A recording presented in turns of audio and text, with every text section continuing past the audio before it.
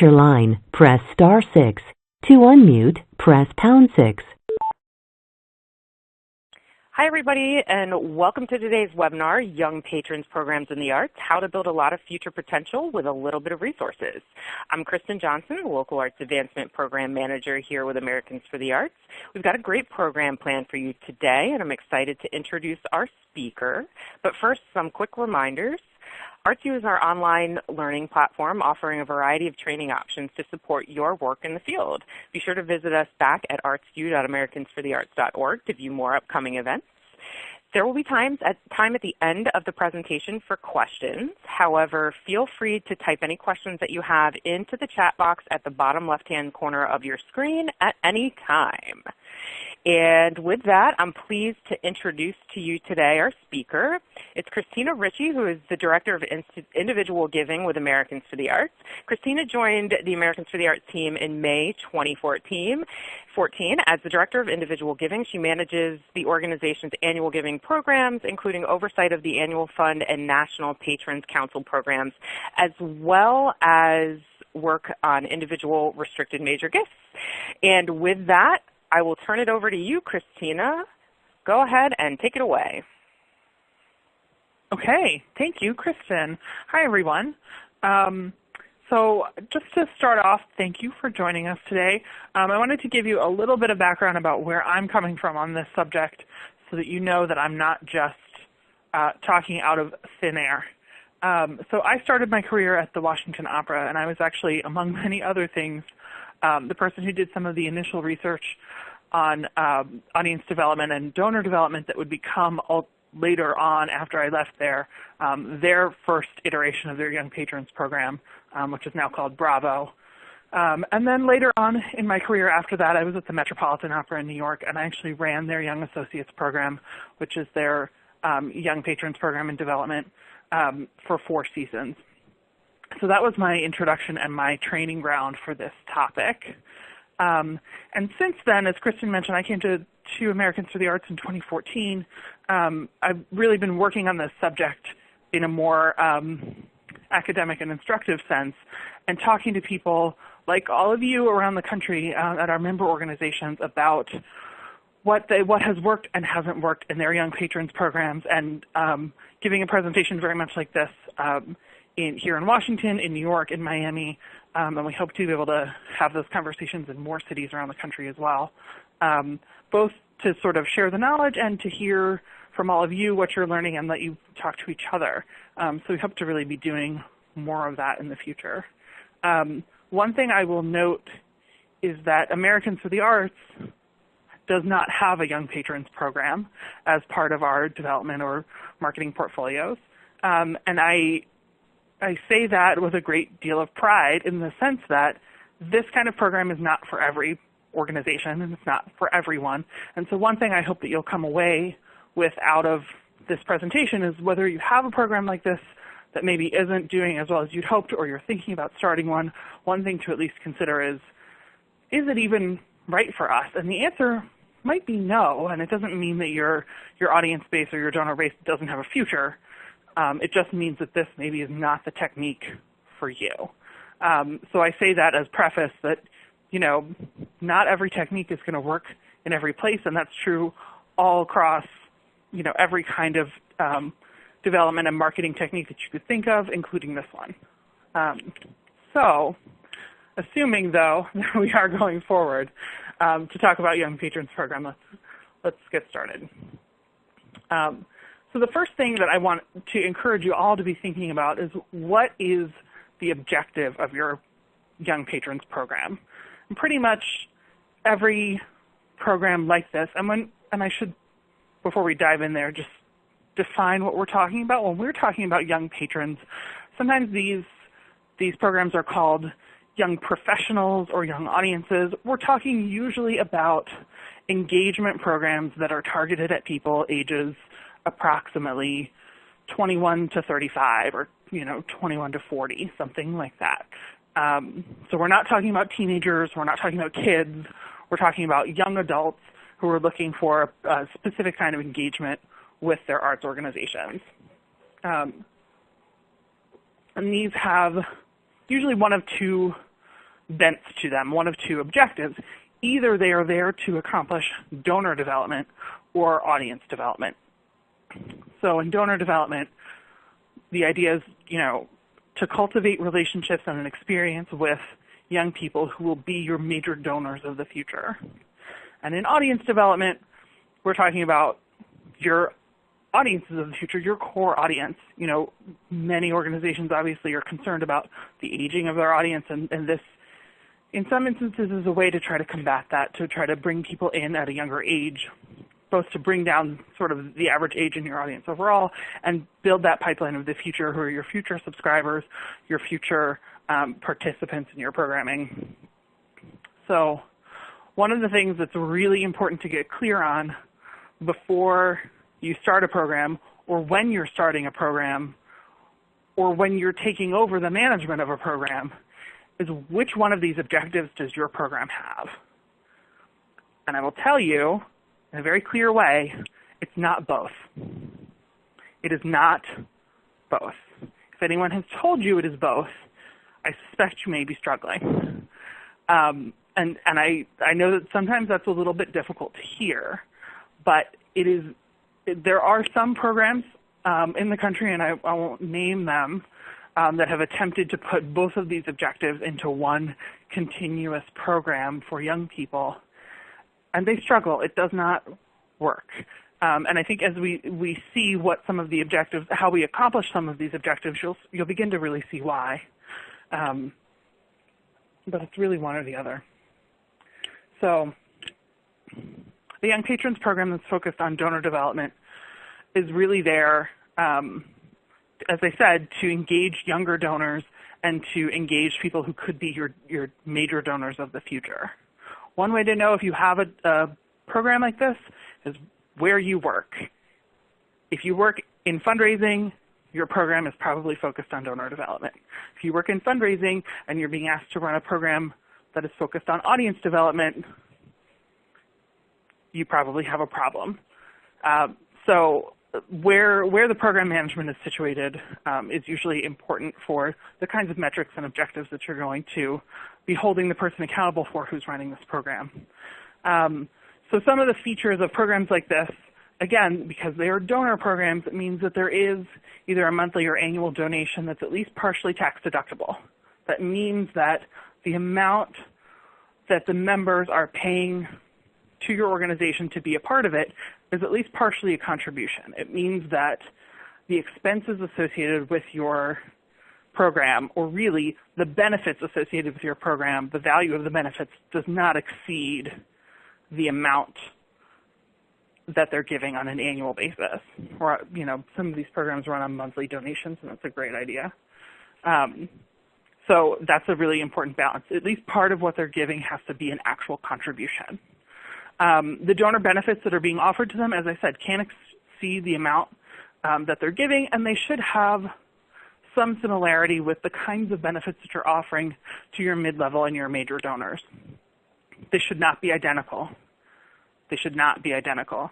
If you create your Young Patrons program with a benefits structure that is essentially identical to your mid-level donors, or please be careful, your major donors, essentially at a discount, it's going to make your mid-level and your major donors really unhappy most of the time because it looks really unfair, and it kind of is. But it should look similar. The kinds of things that you offer to a young donor development program should be similar, whether that's rehearsal passes or opening night receptions or whatever it is that you offer to your donors. These should be donor benefits.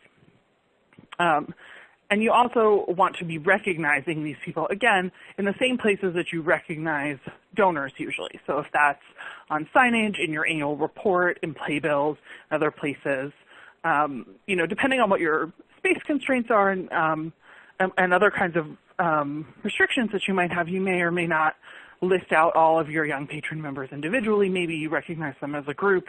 Maybe you only recognize those of them who give above a certain threshold. But you are, again, treating them like donors in the same way that you treat your other kinds of donors at least in principle, in terms of those kinds of recognition. Maybe you list them all on your website. Maybe you only list these folks on your website because they're more apt to find that as a meaningful benefit as opposed to sort of your regular donor program. That's okay. But again, recognizing them like donors. In contrast, an audience development program is run out of not the development department, but usually either a marketing department, a membership department in a museum setting, ticketing, depending on what kind of organization you have. The same folks who are responsible for building your audience generally should also be responsible for running this kind of a program. And the objective is to engage new and younger audiences.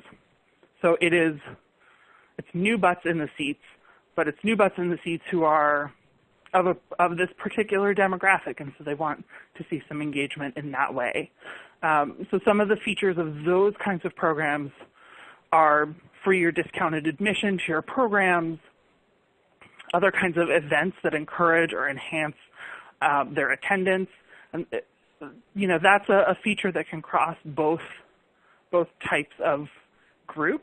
You'll see events in both places, and we'll talk about events. But certainly events that make it better to come to your performances or to your exhibitions or to your organization is part of the audience development experience. Membership in these groups sometimes is free, sometimes has a very modestly priced membership, but it's not so high that any portion of it would be considered a contribution. Because again, it's about giving them the audience development experience and getting them in the door. It's not about making them into donors. And these programs usually have some kind of educational resource or something else that sort of, again, develops them as an audience member, not just to get them through the door, but also to make sure that they have a rich and meaningful experience so that they keep coming back.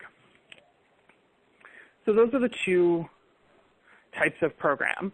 Again, if you're seeing too much overlap between the two types, you might have some mission creep. Which type of program do you have? As I mentioned, it probably isn't both. And the role that you play on staff as the person managing this program should be a really big clue as to which type of objective you have. The other question you might ask is what kinds of goals or metrics are being measured for your program? Everybody has a boss. Even your executive director has a boss. They're the board. What are the questions that they're asking about in terms of the health of this program? Is it about the size of the membership, or is it about the amount of money that's being raised, or is it about something else? And that also will clue you into what their expectation is that your program will achieve. So the way you align your program design with this type of either development or marketing or audience development kind of program really has to do with those features that I just described. So some of this can be very specific to the kind of organization that you're in, but you always want to keep the objectives of your program aligned with the long-term life cycle of what it is that you expect these folks to do. So if you expect them to be donors in the long run, then you need to treat them like donors, and you need to start to cultivate an experience for them with your organization that looks like a donor experience. And if you want them to be your future audiences, then you need to start cultivating them as audience members who are engaged enough with the work that you're doing to continue to be audience members beyond the life of the program. So some of that is about those, aligning the features of your Young Patrons program with the features of other kinds of programs that you have for them you're hoping they'll graduate into, and we'll talk about that later in the presentation.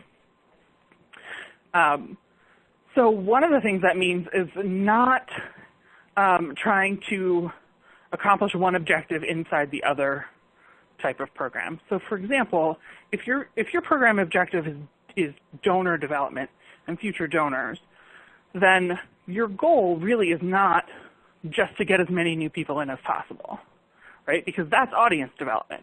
What you're looking for are the people who are interested enough in what you're doing at a young enough age that they're willing to make a donation on top of the experience that they're already having.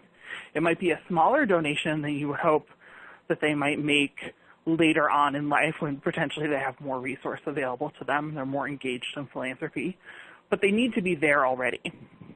And you also want to treat their engagement with that work the same way that you do for donors. So this is one of those things that varies by art form. So for example, in theater, it's a really common thing for, sort of your patrons and your major donors to receive a certain number of complimentary tickets to your performances over the course of a year because they give at a particular level. That's really normal. Whereas, and in the museum world as well, you invite, your mid-level and your major donors are granted, membership and free access to the museum, and they're also invited to, opening receptions, and there's no charge for any of that. And that's really normal. So it would be fine to offer similar kinds of complimentary benefits to your young patrons program. Not all the same ones, because again, you don't want them to get every single thing that your major donors get, but the same kind of things. Whereas in contrast, in opera and classical music, it's very uncommon to give away complimentary tickets. Even board members and major donors are expected generally to purchase their tickets and their subscriptions, and then they give their donations on top of that. So by the same token, in that space, your young patrons should still be paying for their tickets. And I would argue that they should be paying full price. Because again, if they're overly motivated by the discount on the ticket, you're targeting the wrong person, right? They have to be willing to give more than what it costs. If the only way you get them in the door is a discounted ticket, you're trying to accomplish a different objective. That's an audience development objective. So by the same token, if your objective is audience development, then you want to find ways to bring people in through the door. And what you shouldn't be trying to measure is how much you're raising in membership fees, or how much sort of the dollar value is of what you're selling. What you should be looking at are, repeat attendance and those other kinds of metrics that you're looking at as you're starting to build an audience. So thinking really clearly about aligning the way you're building the benefits and features of your program with what those objectives are is important to have from the beginning. And if you're in a situation where you're already in a benefit structure that doesn't align with your objectives, starting to think about how you can wean your members off of benefits that maybe don't align with what you're trying to do. How do you remind your colleagues and volunteers, your members, of what your objective is?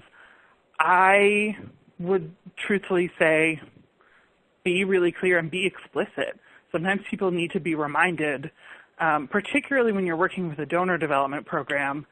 People have lots of ideas about bringing in new audiences, reminding them that that's not the goal of this program. And in fact, your organization probably has several other programs, whether they're targeted at this particular age demographic or not, that are specifically designed to bring in new audiences of some kind. And that's where those energies belong. The energy for this program belongs in donor development. So reminding people of that sometimes is all it takes to keep focus in the direction that you need. How do you show you're meeting your objective when your goals are long-term? So this is a really big struggle, right? You're saying, I'm trying to build the audience of the future. I'm trying to show, I'm trying to build the donor base of the future. You're not going to see that return right away. You might be saying, okay, this program only raises this much money, but there's future potential in this group, and I just know there is. And a lot of programs are started with, I just know there's a future here if we could just get them engaged. And that's true, but at a certain point, your boss, your board, someone is going to ask whether it's working. And if they're not asking whether it's working, I have larger concerns for you. But someone's going to want to know, does this work? And so you need to be able to show something. So in either kind of program, I would encourage you to think about what are the kinds of metrics that you can use to show engagement of your membership over time that go beyond the dollar value of that relationship, because we know that the dollar value of that relationship is going to take time to develop. So maybe it's about renewal rates. Maybe it's about being able to show that people who, quote unquote, graduate out of these programs continue to be engaged with the organization in any number of ways, whether that might be as donors, it might be as single ticket buyers, it might be as subscribers, it might be as volunteers. There are probably a number of different ways that you can show engagement. But you'll only be able to show it if you're tracking it from the beginning. So as early as you can, think about using your databases and your other kinds of tracking systems that you have in place to be able to keep track of these young patrons, not just when they're in your program, but also after they leave the program, to be able to look back historically and show what your program has accomplished will help you show that you're meeting the objective without having to focus too hard on the dollar value of the people who are in it right this minute.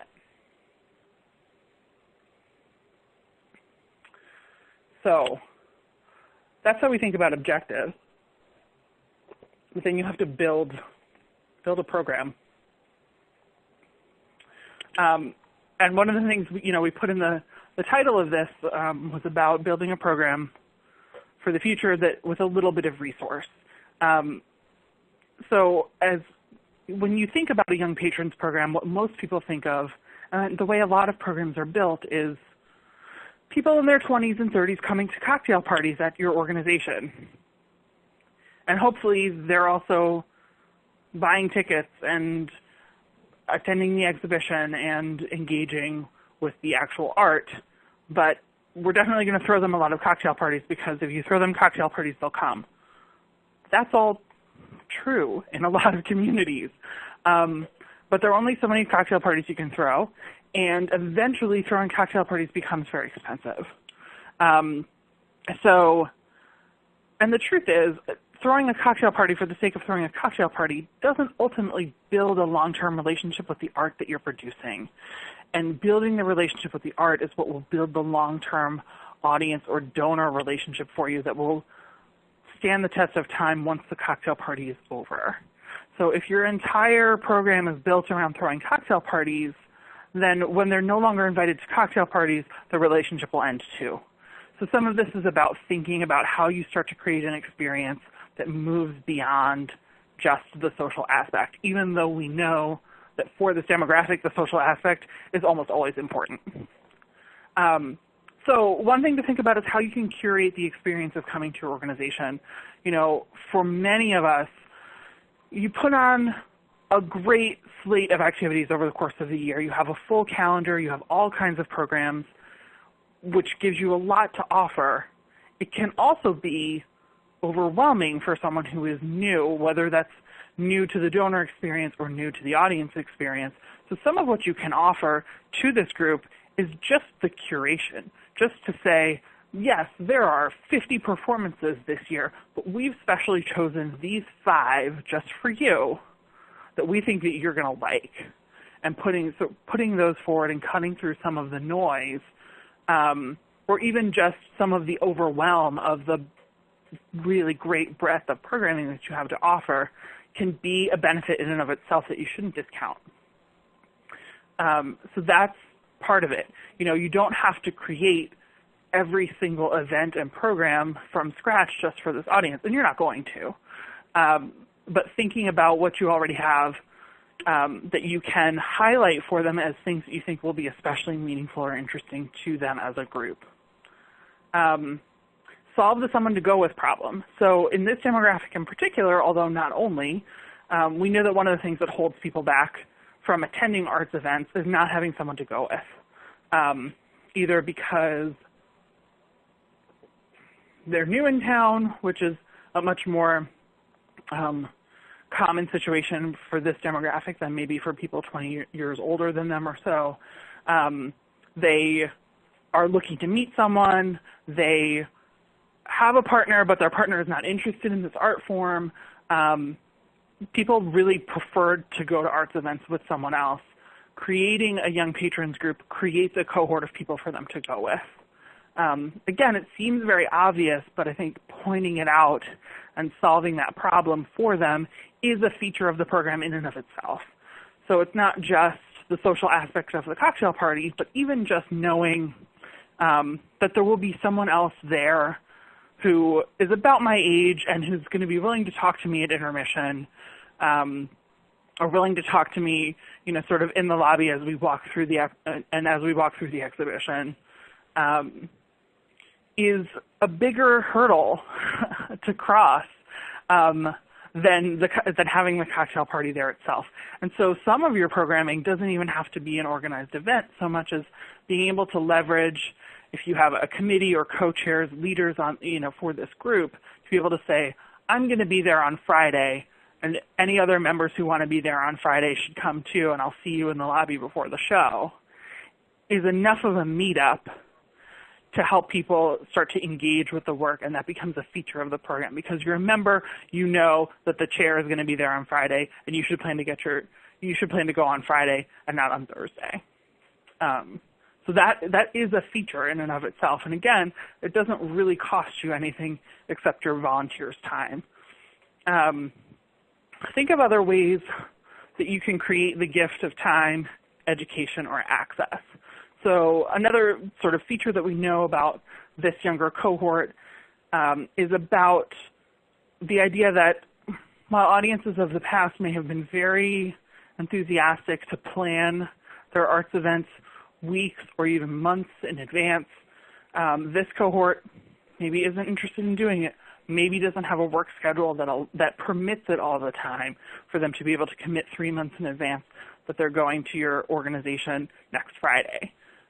So to the extent that you can create opportunities to say, no, we've held some tickets for you, we've held a place for you, and you can tell us up to the week of that you're coming because you're a member of this group, is a feature. And again, in a lot of instances, it won't cost you anything. You don't have to charge them any less than you would for someone who's buying the ticket that week. You're just making sure that the ticket is available, or that place is available for them to be able to go. Similarly, think about places where you have the opportunity to offer education in a way that they wouldn't otherwise get. So you probably already have education programs. Again, you can cut through your entire calendar of education programs and just pick out 2 or 3 and say, these are the ones that we're recommending for this group because they introduce a particular topic or they relate to the particular exhibition that we're encouraging you to go to on the following week. So you can repurpose some of those educational experiences because, again, whether they're young audiences or young donors, they may be newer to your art form or to your organization than some of your other audiences. They may have a greater appreciation for those educational opportunities, especially if there's a feeling sometimes that certain art forms are, quote unquote, intimidating or confusing or hard to understand.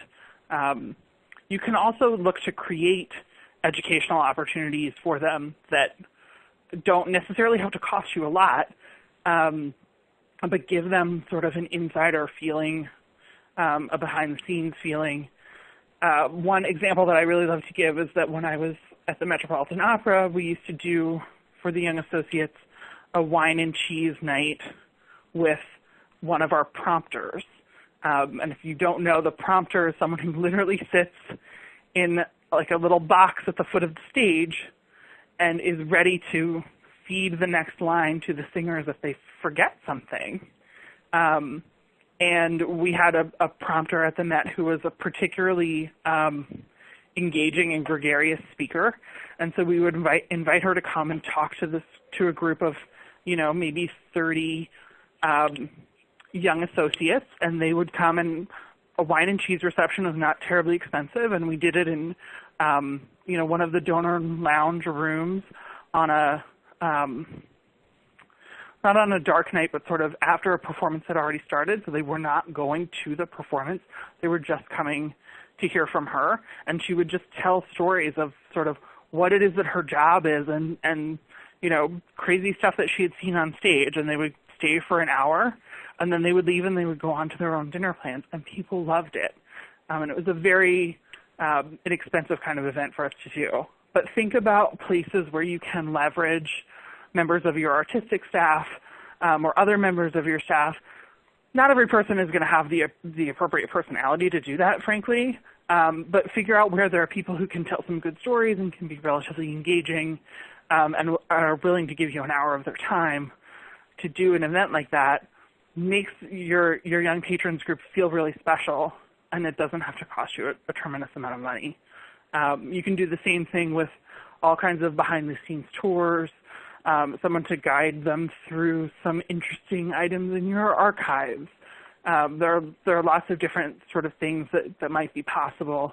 Showing them sort of the design and creative sketches that led up to the work that they're seeing on the stage. There are a lot of different ways to kind of get at what the general public doesn't get to see, but that you potentially have access to. Repurposing existing events and opportunities.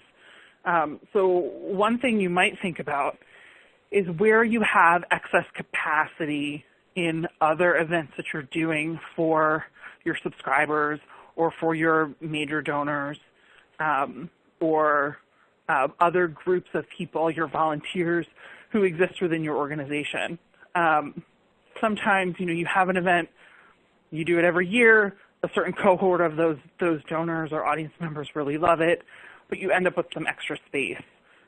One thing that can be really effective is, again, instead of promising it to your young patrons and putting it on their calendar and just smushing them in with the audience who's sort of quote-unquote supposed to be invited to this event, what you do is you invite the people who are supposed to be invited, you see how your numbers look, and if it looks like you have some extra space, you invite your young patrons closer to the time. Not super last minute, but again, they're not necessarily going to be planning as far ahead, and say, look, hey group, guess what?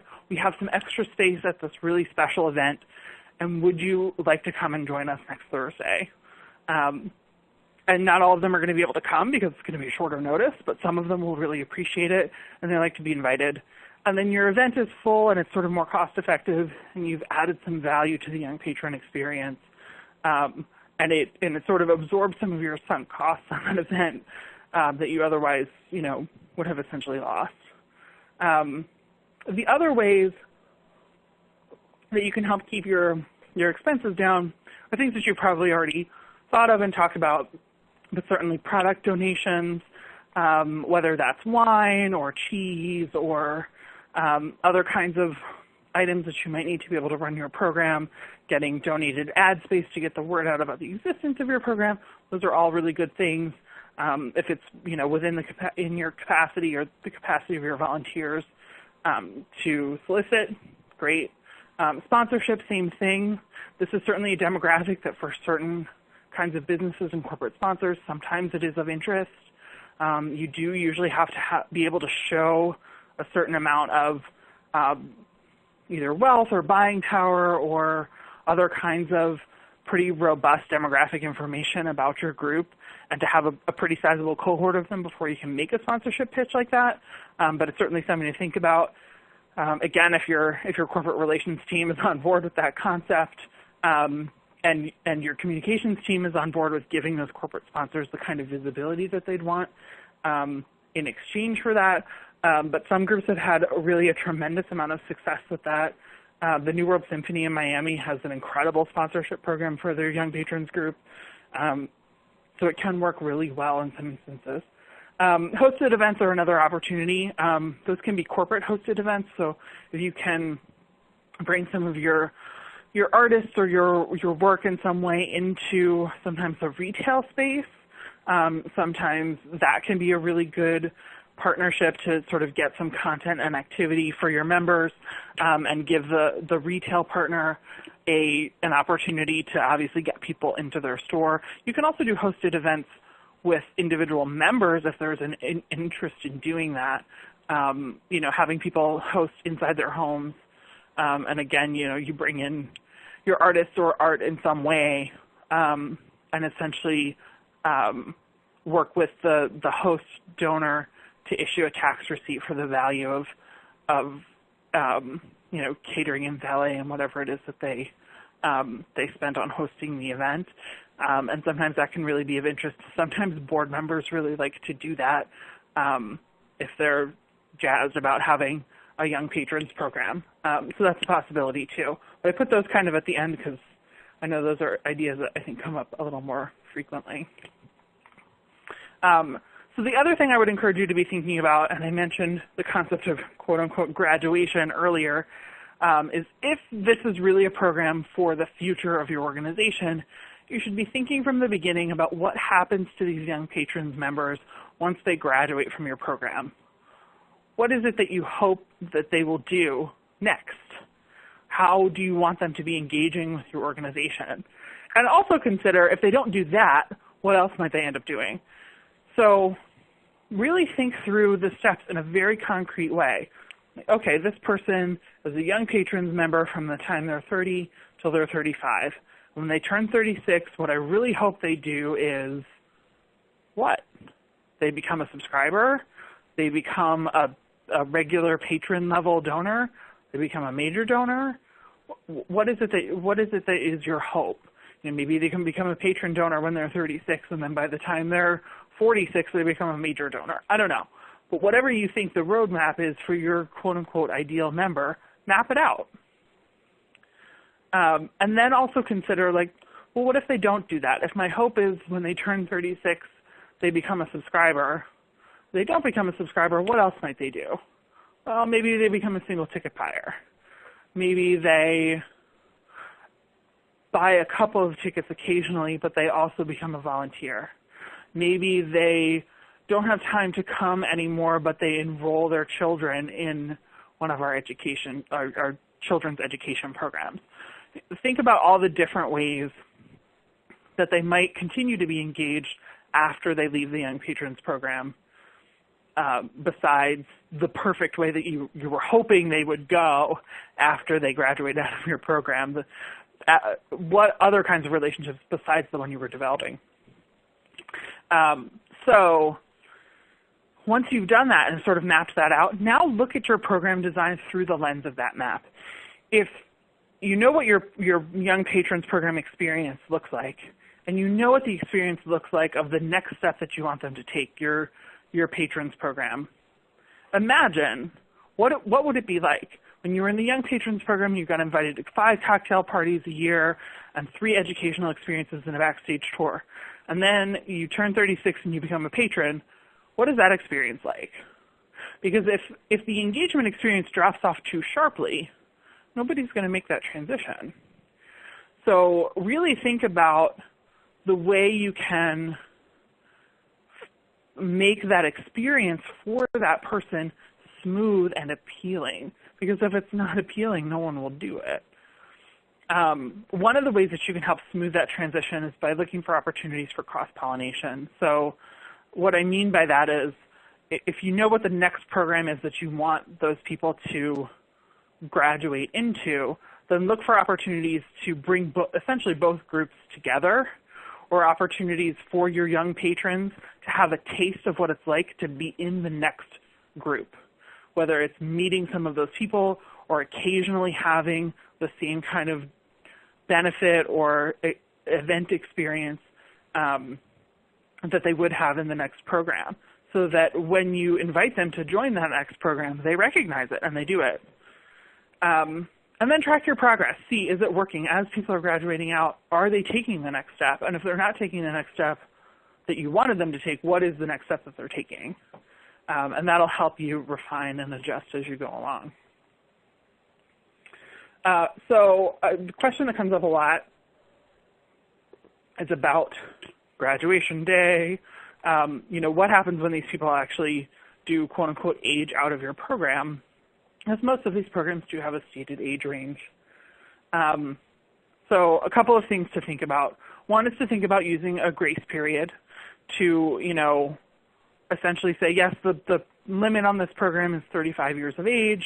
You've been a member for 3 years. We'd love to invite you to stay on for 1 more year in the program.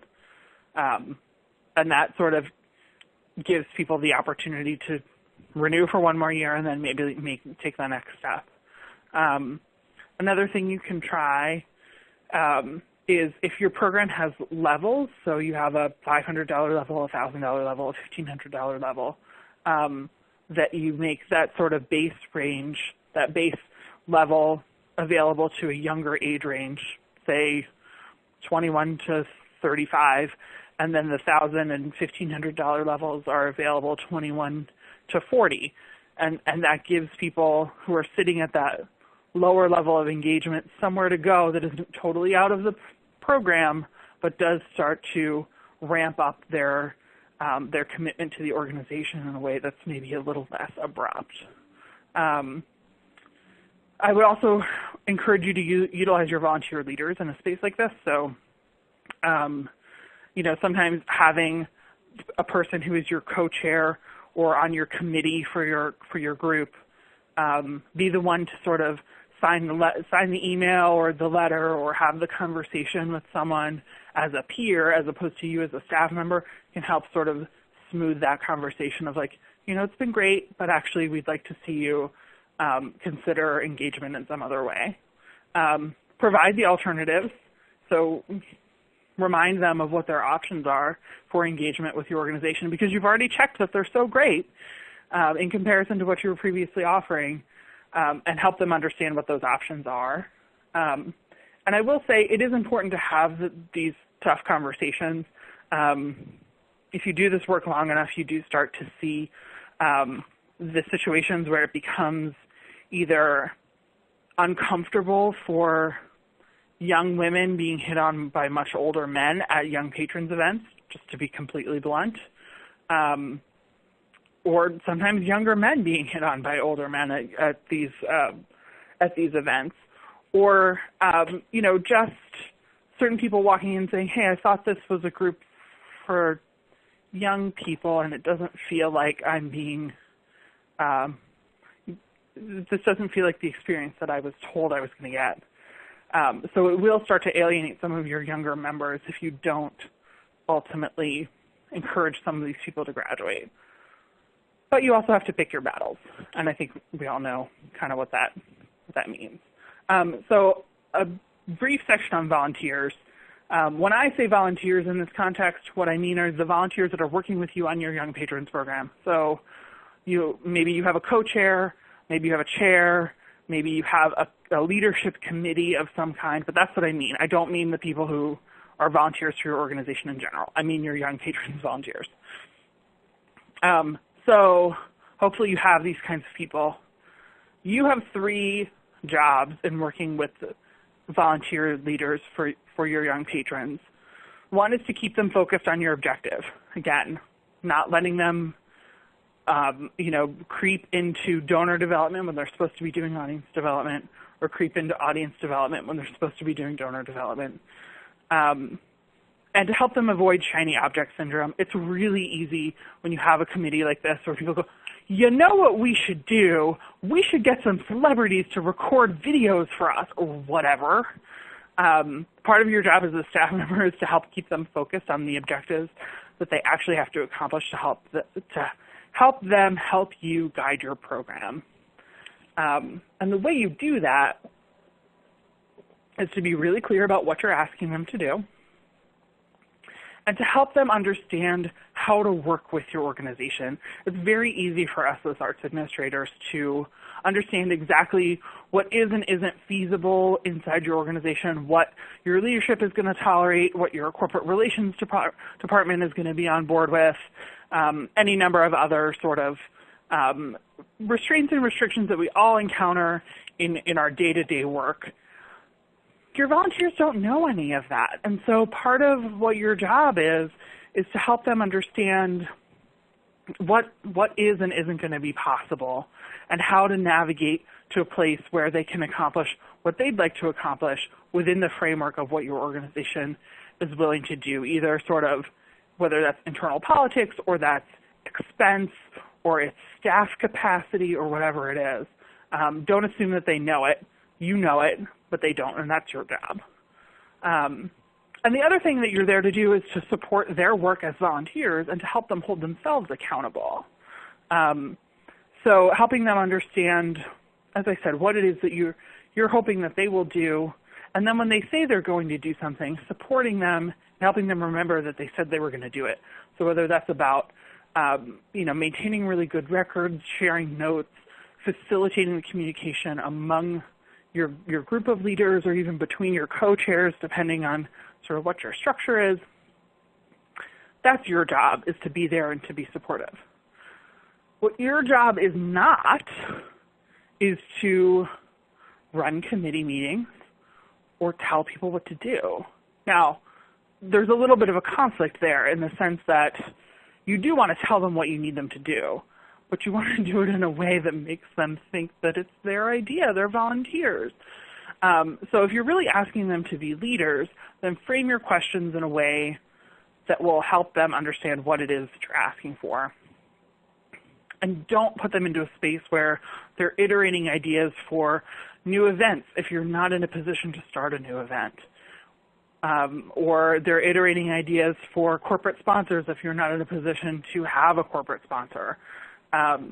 So making sure that you're putting enough questions in front of them that steer them towards the work that they're actually going to be able to accomplish is part of what your job is. And I will repeat, your job is not to run meetings. Someone in your committee should run meetings if you're having committee meetings, your chair or whoever. I've given you a couple things to think about here on this slide, and I'm not going to go into great detail on this, about how you should think about volunteer leadership, and again, exactly what it is that you're asking them to do. The more concrete you can be about what you're asking for their help with, the less they will try to start iterating ideas of things that they could help with that you don't actually need their help with or you can't actually help them accomplish. So if you operate in a space where product donations are really difficult because you have a very restrictive catering vendor, for example, then don't talk about product donations and explain up front that product donations are not available, not an option that's available for you because of those kinds of restrictions. If what you really want them to be focused on is recruiting new members and cultivating existing members, then that's what most of your questions should be steered around. So doing some really clear thinking for yourself about what it is that you're asking them to do and putting that forward in a proactive way will prevent them from from succumbing to shiny object syndrome. The other thing you want to think about is sort of how you're qualifying your volunteer members. So there may come a point where you have members of your group saying like, well, how do I get on that committee? And it's really tough when the answer is, well, somebody just has to like you enough to ask you on. So having some criteria for what it constitutes to be a volunteer leader can really help. Some groups have elections and are that formal. Others are, it's sort of at the jurisdiction of the selection of the chair of the group, but that also, comes with some they have to be paying their membership dues. Maybe they need to be a member at an advanced level. Maybe they need to commit to giving or getting a certain amount or a certain number of new members each year or whatever it is that you want them to be sort of focused on. But having a couple of criteria that you can point to will help. So those are volunteer leaders.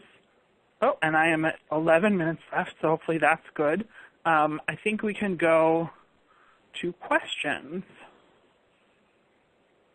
If there are any. Great, thanks, Christina. So at this point we're going to open it up to everyone to ask any questions that you might have. So I'm just going to kind of get the ball rolling a little bit with a question to give you guys a couple of moments to collect your thoughts and think of any questions that may have come up for you during the presentation. So Christina, I think you covered a lot of great information. You went into some good practices, some things to avoid, but I'm wondering if there are some common pitfalls that you've seen with people or organizations that are looking to either create or expand a Young Patrons program. Yeah, I would say there are two really big risks. One is creating a structure of benefits and activities that you can't sustain, either financially or because the benefits are essentially too rich in comparison to the benefits for the other kinds of engagement programs that you have in your organization. So people sometimes create these programs where they essentially give away the farm to the young patrons because they just really want young patrons. And then when those young patrons graduate out of their program, they lose them because there's nothing that comes anywhere near close to all the great stuff that they were getting as young patrons. So that's a really common pitfall. The other sort of risky thing that sometimes happens is with volunteer leadership. Some groups really have a risk with whether it's executive leadership or your board trying to insert people onto your volunteer leadership committee to give them something to do. So, hey, stick my granddaughter on your volunteer on your Young Patrons leadership committee, or this person has been pestering the executive director for something to do. Here, stick them on the Young Patrons committee. And those people don't usually make great volunteer leaders. So one way to try to mitigate that is to say, okay, well, if they're going to do that, like the criteria for being on the committee, you can be suggested by any of those people, but you have to be willing to give this much, bring in this many new members, attend this many planning meetings, whatever it is. It goes back to that. If you have some criteria other than, well, we just chose you, then it allows you some leeway in dealing with some of those internal political pitfalls that can sometimes come up when it looks like, hey, there's this great new shiny thing for a young person to do. No, I really appreciate you mentioning that. You want to make sure that what they're doing is actually meaningful and useful to everybody. So Jamie has a question asking, what are some effective ways to spread the word about these programs, especially when you're just starting them out? Yeah, I would say there are two things. One is to try to have mention of it in as many places in your organization's existing materials as you possibly can. So whether that's internal, sort of your own advertising avenues, your own print materials, anywhere that you're talking about your own donor programs or audience programs.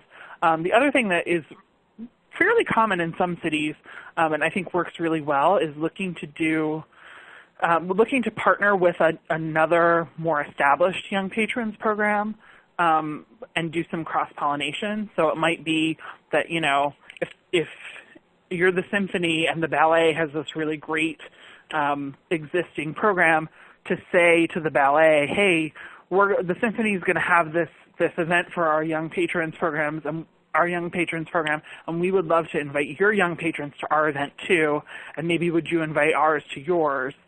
And part of what that does is it gets the other group's members to know that you exist, but also some cross-advertising. You can also just ask for like the advertising trade with another group that has a young patrons program. My sense is that social media is becoming more and more effective also, specifically in some paid targeted advertising with lookalike audiences. I will admit that I don't have as much experience with that as other more social media expert people do, but I hear that that's something that is becoming more and more common for groups like this. Great, thank you. It looks like we don't have any other questions at this time, but that's okay because we are actually about out of time. So I just want to remind everybody, just take a look at the screen. If you think of any other questions after we end today, feel free to reach out to Christina.